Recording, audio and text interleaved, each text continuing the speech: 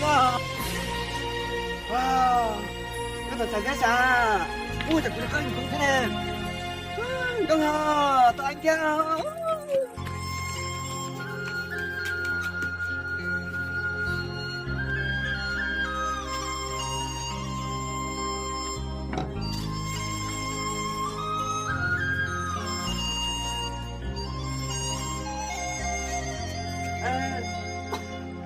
Linh Mùa à?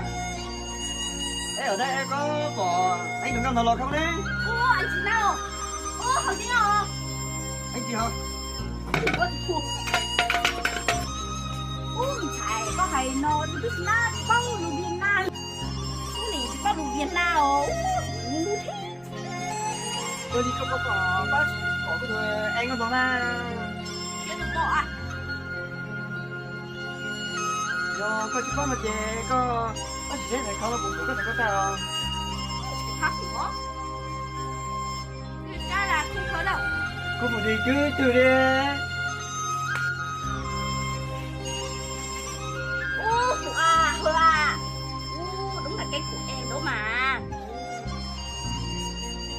Tôi chào xin à. Tôi chỉ khá đâu cũng thấy khá lột thế ồ. Chị của già ở Linh Mùa à? Có sáng thì sẽ ra của già này. Anh có khả lọt chứ à? Thế hai ồ. Hai nhiều trong cả à. Cho nên đơn không đầu không nghĩa ấy. Cái chuyện nhỏ có đi là họ có gì rảnh à? Anh đi dễ tối à? Thôi, anh đi tàu còn thanh đó. Chẳng có cái gì cũng làm. À, chẳng thấy đủ sự là lồ thì tôi phải để thế nó chuyện gì chọn thì trung thế